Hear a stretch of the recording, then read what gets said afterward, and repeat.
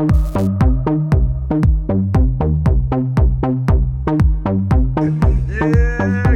go. Go frog.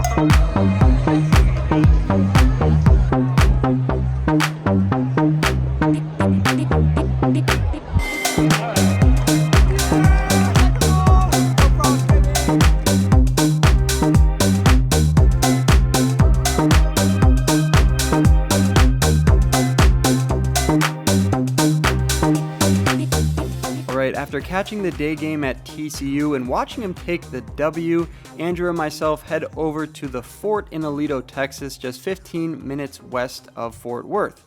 First hand of the night here at the 1-3 game. We're in for $1,000 and look down at the ladies.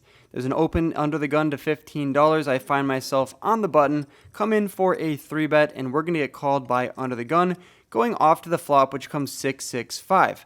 Not exactly the worst board in the world for my overpair, so when he checks it over to me, definitely going to be going for a bet, and I decide on a sizing of $60, just less than half the size of the pot. When we get check raised here, gotta consider a few things. Sure, he could have pocket fives or hand like ace-6, 6-7, or 6-5.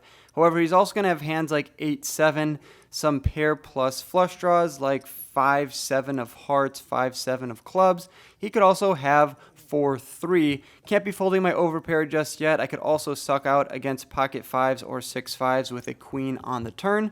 So I decide to put in the call after a little bit of deliberation, and we see an ace of clubs peel off on the turn. The opponent now does not slow down and check it over to me when I call his check raise on the flop. Instead, he bets out for $200 now into the $489 pot. This ace of clubs doesn't really change too much. Ace-6 already had me beat, and now with another ace on the turn, it makes it a little bit less likely he has that exact holding. I don't think I can fold just yet, although he is telling the story of a 6x or pocket fives. I decide to put in the call once again, and we are going off to the river. At first glance, the river looks like a brick. However, if you remember what I mentioned on the flop, the type of holdings he could have here, 3-4 was definitely one possibility. He would check raise with an open-ended straight draw and now get there on the river. Definitely don't love seeing that card. Would have preferred to see a queen, obviously, or any assortment of other random cards. He jams for $284. And I think the pot is just too big for me to fold. The ace really shouldn't be too scary to fold to. So I decided to put in the 284. He's either going to show me a 6x, pocket fives, or a bluff. And in this spot, after putting in the call, he does in fact show me one of those hands, 6-3 of diamonds. 6-ball, corner pocket. Could I have gotten away from it on the turn? Possibly. Maybe the river as well. I got a little bit sticky there and paid the price, and the opponent is taking down that first hand of the night, a massive one here at 1-3, $1,500 going his way. All right, let's get some back here in the second hand. I raise it up with ace-queen offsuit to $50 over a straddle, and the low jack decides to put in the call. His name is George. He's an OG here at the Fort. And he puts in the call, which means we're heads up out of position against George to a flop, which comes ace-6-5 rainbow. On this board, I'm either way ahead or way behind. There's no front door flush draw. There is a front door straight draw, but I'm not too worried about that from George. I think he has some sort of pocket pair or worse ace, so I decide to play a tricky here and check it over to him. He checks his cards once again and fires out 2 green chips. That's $50, and the action's on me. Check raising would definitely be an overplay. I think the only reasonable thing to do here is put in the call. That's what I decided to do, and the 4 of diamonds peels off on the turn, bringing in that front door straight draw of 7-8. But once again, I don't think George is calling $50 pre-flop with 7-8 suited, so I check it over to him once again, and George does not slow down. He bets out for $100 this time into the $200 pot, and I can't be going anywhere, can't be raising. I toss in 4 more green chips. All right, George. Gonna be a good Christmas for your family. And we see a pretty bad card on the river, the Jack of Spades. Why is this a bad card? Well, George could have pocket jacks, and more likely than that, he could have ace-jack suited and offsuit. Obviously, that would be a disaster if he had that, so I'm going to continue and check it over to him, try to get value from any of his hands like ace-10, ace-9, ace-8. Obviously, a lot of other hands have 2 pair like ace-6, ace-5, and ace-4. And now, of course, ace-jack. So when I check it over to George for a third time... I don't really like that river. I think I had you for that river. and he bets out for $250. I don't really love this. I think some portion of the time he's going to check behind with a hand like ace-9 or ace-8. So betting here for a third time is definitely very strong. Could he have ace-queen for a chop? It's possible. I think I got to put in the call one more time. I'm going to get sticky here in the second hand. I put in the call. I'm getting a decent price. And sure enough, somehow, some way, the dealer put the jack out there, giving George the best hand because he did, in fact, have ace-jack. It was suited, so I'm not hating on George there, and I like his bet. He probably could have gone a little bit larger and got more value from me, but oh well, we're overdue in the session, losing a $1,500 pot and now a $900 pot. Things are not going swimmingly here at the fort. Had a great day at the football game, but on the felt here, I'm getting absolutely wrecked. All right, we add on for an additional $1,500 here and table change. We want to change the scenery. Hopefully that can improve our holdings and our profit in this session. In this hand, we look down at King 10 of diamonds from the low jack. The $10 button straddles on, and the player to my right opens it up to $30. I put in the 3-bet to $90, and the player on my right puts in the call. Now here at the fort and a lot of games in Texas, it's not strange for the button to have ultimate last action. What does that mean? Well, basically, the button has ultimate last action. Exactly what it means. You can see everyone's action and then decide what to do. The button in this spot and the straddler is Patrick. He's also a dealer here at the fort, and he knows the button straddle is very powerful in this regard. So he puts in the 4-bet to $325. Maybe it's a squeeze, maybe he has a good hand, but when the player on my right gets out of the way, I'm left to act here, and I didn't 3-bet to $90 with King 10 suited to fold to a button straddle 4-bet that kind of looks a little bit squeezy. Sure, I could be behind a lot of hands like pocket 7s, 8s, and 9s. Also, King Queen and King Jack have me absolutely screwed. But yeah, I'm stuck in this session. I decided to put in the call against Patrick, going off to a flop, which is pretty great, all things considered. King 8-7 with 2 hearts. Obviously, I'm not going to be betting into the pre-flop 4-better, so I decided to check it over to Patrick, who bets out for $370, a little bit more than 1/3, but a little bit less than half the size of the pot. Not going anywhere with my top pair, decent kicker, some backdoor straight ideas. I put in the call, and we see an interesting card on the turn. It comes the Queen of Clubs. Bad card here because pocket queens now improves over my holding. However, King Queen already had me beat, and of course I'm losing to King Jack and Ace King as well. So when I check it over to Patrick and he just shoves it all in my face for $1,700, definitely not loving life here, and not a spot that we want to find ourselves in. What kind of bluffs does he have here? I guess Ace-5 of hearts would be a bluff, although he does have a lot of equity. Of course, he's going to be doing this with Ace King, King Queen, pocket kings, pocket queens, and then, like I said, pocket 8s and pocket 7s. So King 10 suited here, although I have top pair and it's a decent hand, it's pretty much just a bluff catcher at this point. And I may be stuck in this session, but I'm not going to let my mistakes compound upon themselves. So I actually decided to fold my cards here, and we are shown something not great. He turns over Ace-5 of diamonds. So yeah, I thought he would have slowed down on this turn here with Ace-5 of diamonds, but I guess not. He's going to win the maximum here with his Ace-High, getting a better hand to fold. So yeah, I guess here at the fort tonight, I can't win when I'm making good hands and getting coolered, and also when I make decent hands, people are just bluffing me off of them. Oh well, we're going to try to switch it up here in this next one from the small blind. 6-7 of spades. This button straddle is on once again. I'm first to act and I make it $50. Just balancing my range here if I'm going to be raising with aces, kings, queens, ace, king suited.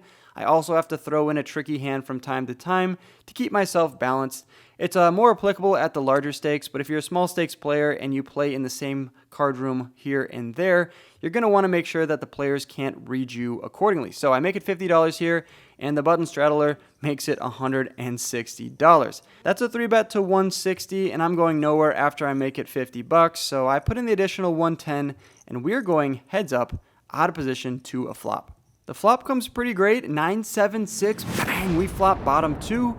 Actions on me, I start with a check for deception here, and obviously not going to be betting into the pre-flop 3-better, who decides to bet out into the $373 pot to the tune of $200. Could be check raising right away, could also just put in the call. I'm never folding, obviously. I decide just to put in the call here, and we get the 7 of clubs on the turn. Bang, we turn a full house. Checking it in flow once again over to the button straddler, who into the $773 pot decides to go for all of it. He jams all in for $1,240 effective. What our luck. We have a boat. He just jammed it into me. And what do? I fold my cards? Why did I fold my cards? Well, obviously in the moment, I didn't know that I had a boat. Look at what he turned over. Pocket aces. He's confidently showing me that. And actually, when we pull up the table audio from this session, I say that if he was going to check behind on the turn, I was jamming the river. If you would have checked back the turn, I was going to shove the river. Obviously, I meant that as a bluff, so I guess I didn't realize I had a boat here. I never do this. I'm always aware of what I have. And you always think it's so silly when somebody does something stupid at the table until it's you. And in this spot, this is a $2,000 plus mistake. If I put in the call there, I'm obviously going to be scooping, barring any remaining ace on the river. I didn't even notice this until today when I was going over the footage since I played this session a few days ago. And I didn't realize I had a boat, but I guess now I am getting punished for it. Not only am I losing in this session, when I make a boat, I can't even put in the money against pocket aces. The poker gods were on my side in this hand. I let them down. Mudkip is disappointed in me. With that last hand there, I gotta wrap up this disaster of a session, but no fear. Part 2 is here. We are coming back a few days later. And yeah, we have some issues with how I played in that last session, so you better believe I'm putting in a clinical session here, gonna run over this table and win back some of that money. It's always cool when fans of the vlog come up to me at a session and say that I've inspired them in some way. Usually it's starting a vlog or just playing at their local casino. But in this spot here, I inspired a young fan to pull a Charizard off of the eBay streets onto the felt, and he wanted me to sign it, which was pretty cool. He didn't want his face in there because he didn't want his parents knowing that he was playing poker. But step by step here, inspiring the youth. I love that here, and hopefully we can get some run good in this session. I look down at Ace Jack from the button straddle. I put the $6 out there. The hijack makes it $20 to go. I have a cool $1,000 in my stack. I decide to put in the call here for 20 bucks off to a flop, which comes pretty decent. Ace 10-9 with 2 spades, and the opponent decides to bet out for $20. Of course, you could have Ace 10, pocket 9s, pocket 10s, Ace Queen, Ace King. I'm going nowhere there. I make top pair, top of my range here, put in the call, and we see the Queen of Diamonds peel off on the turn. Will the opponent slow down on this Queen of Diamonds, giving me an open-ended straight draw to go along with my top pair? No, he does not. Instead, he sizes up now to $75, nearly a pot-sized bet. I can't be going anywhere, although I'm starting to not like this situation. I feel like my ace might not be good. I put in the call, and we see Jin on the river, the king of clubs. Bang! We river the nut straight. Hopefully, he has a hand like Ace Queen, Ace King, Ace 10 now. And yeah, we can just take this pot down. He decides to continue betting to the tune of $200. And there's only one move for me to do here, and that's put in a raise. How large do I want to go? Well, you got to think about what the opponent could have. I think he either has a set or 2 pair. So I don't want to go too large because it's connected 4 to a straight. So I decided to go 2.5x here to $500, and he snap folds saying that he was bluffing. Unfortunate that we couldn't take down more money in that pot, but still, winning a pot here at the fort feels pretty good. For a second there, I forgot what it felt like. All right, this next hand, we are going to battle with Queen 10 of spades. I raise it up to $20 and get 4 callers. That means we are 5 ways to the flop, or should I say Texas heads up on a 10-9-4 with 1 spade board. When the action checks to me, I bet out for $50. And Alex on the button goes for a raise to $150. Kind of the weird spot. I have a very good hand, top pair with a queen. I also can back into a flush and a straight, so I think calling here at a large portion of the time is not a bad play. In this moment, though, I decided to fold my cards. I just didn't think he'd be doing this as a bluff. Thought he had a better at 10, maybe 10-9, or a pocket pair being a set. So I do fold my cards, and he let me know that it was a good one because he shows 10-9 of diamonds. So yeah, luckily I could get away from it there. Probably more times than not, I'm putting in the call. For some reason, the spidey senses were tingling, saving myself at least another $100 on that flop. All right, 4 hands to go in this vlog. I look down at Ace 10 from the button. I put the $6 straddles on and a few limps over to me. I decided to check it behind. Don't really know what I was thinking. I'm usually just going to be raising this with a strong ace, but I check behind, giving me top pair on an Ace 3 deuce flop with 2 spades. When the action checks over to me, I bet out for $25. and under the gun decides to put in the call. Everybody else gets out of the way, which means we are heads up to the turn, which comes the deuce of spades. Under the gun checks it over to me for a second time, and we have top pair, well, actually two pair at this point, and we picked up a flush draw on the turn, a 10-high flush draw to be exact. I don't really think there's much merit in betting here. Another spade would give me a flush, and he could have a deuce and be ahead. He could have a better ace. I decide to check behind and call a bet on the river if he does decide to bluff. The 10 of hearts peels off on the river, and the opponent does decide to bet out into me. My plan was to call this bet, so call this bet I will. I decided to put in the call, and the opponent unfortunately turns over 3 deuce offsuits. So he did in fact flop 2 pair, turned a boat. I saved money by checking on the turn, so everyone that was mad that I did that there, go suck it. We lost, I think, the minimum here with 2 pair against a boat.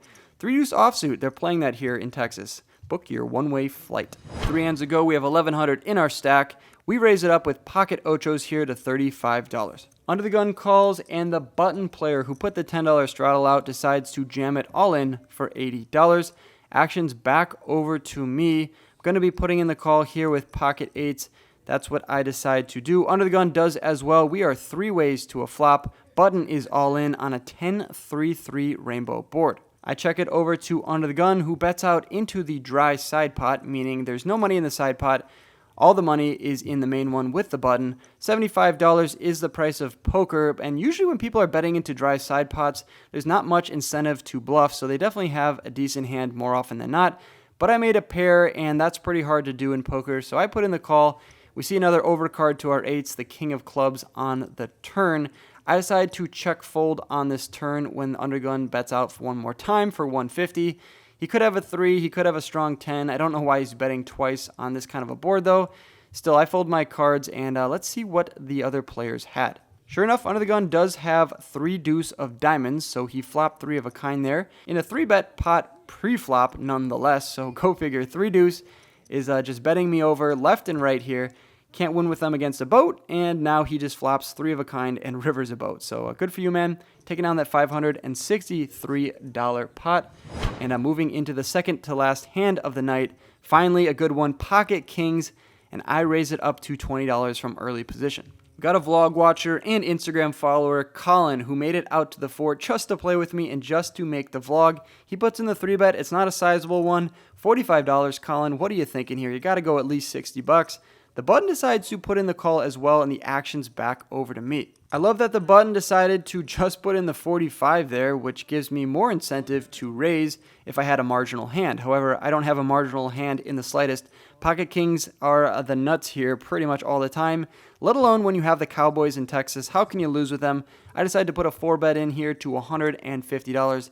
Action's back over to Colin. Colin does not look stoked about putting in the call here. I don't know if that's an act or if his poker face is just lacking a little bit slightly. But he does put in the call. The button gets out of the way. And of course, when you have pocket kings, what's coming on the flop? Nothing less than an ace-high board. Ace-9-4 with 2 hearts. I don't think betting here accomplishes too much. All of his other pocket pairs like 10 jacks and queens aren't going to really be loving facing a bet here. So I decided to check it over to him. I think he's going to check behind a large portion of the time. If he does bet though, he's going to have a hand that is comprised around an ace or maybe pocket 9s or pocket 4s. So when I check it over to Colin and he doesn't think about it for too long before jamming all in for $255, definitely not loving this spot. Do I have a heart? No. I say something interesting, which is, do I have a heart in my hand?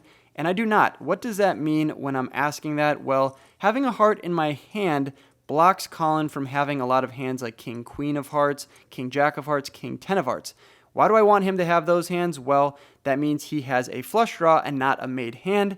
So not having a heart in my hand should push me a little bit closer to putting in the call as opposed to folding. It's not the biggest factor in the world, but it's definitely important to think about the suits that you have in your hand because it eliminates a lot of hands that Colin can have. He can have King Queen, King Jack, King 10 of Hearts, which are a lot of the hands that are going to bluff here as a semi-bluff. At the end of the day, I decided to let my pocket kings go. I just didn't think he'd be doing this with anything less than a top pair or a set. Fold my cards, and we immediately get shown the bad news.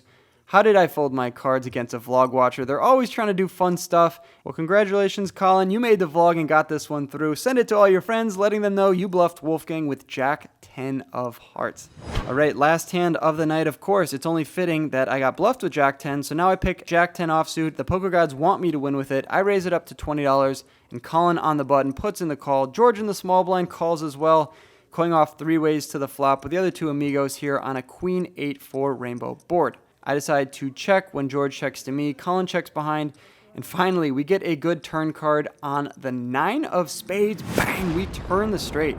George now decides that the 9 of spades is a great card to lead out on. $15, and I'm not settling for that cheap of a price. Immediately, I want to bump it up, make some more money here, and raise it up to 55 smackaroonies. Colin puts in the call. What could he have here? Maybe a hand like 8, 10, 9, 10, queen 10. Could he have a set? I mean, it's definitely possible. I'm hoping he does.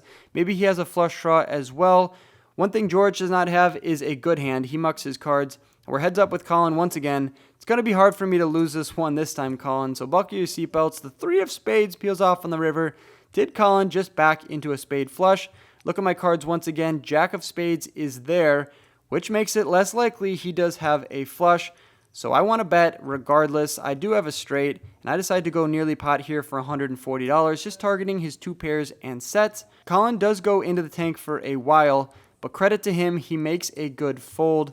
I basically had the nuts on this board, and we're taking on that last one, 1-1 against Colin, although he won a much larger one than me. That's going to wrap up our second session here at the fort. I love this place. Let's bring it to the outro. Alright, you guys, this is wrapping up the 2-part video from the Fort Card House out there in Alito, Texas, just west of Fort Worth. Takes me about an hour each way to get there from downtown Dallas, but it's worth it. Not on the first day, though. I lost $14.50 in around 4.5 hours, all thanks to Patrick there and his bluff with the Ace-5 against my King 10, but we'll forget about that. The second day went a lot better. We ended up making $505 in around 5 hours. What does that amount to? A loss of $945 in just under 10 hours. But trust me, those 1-3 match stack games are phenomenal. Usually they're amazing, and I do a lot better. So maybe I'll have to do another 2-part video. Let me know down below. Hopefully I'll crush those games. If you guys want me to do a meetup game here in Dallas, I've been here for a while. I could either do it out here in Dallas or maybe out there at the fort. I know the owners would be keen to do something like that. If you guys want that, let me know down below if you're in the area and would make it out. If you guys want to get better at poker, I have a few links down below for like GTO Wizard and some training courses. You'll get a discount, so go check that out. If you guys think you're already good on the felt, go check out the clubs that I play in online. Bunch of cool spots there for 25 cent, 50 cent for the small stakes, and then $1, $2 for you big whales out there. As for now, I'm going to check out here, going to get some more work done, then hit the felts again tonight to get you another cool video. I think I'm going to go to a private game tonight. Go follow me on all my socials like Instagram. DM me if you're in the area or if you want me to come out to a private game near you. I'll catch you in the next video as always. Good luck on the felt, you guys. Peace.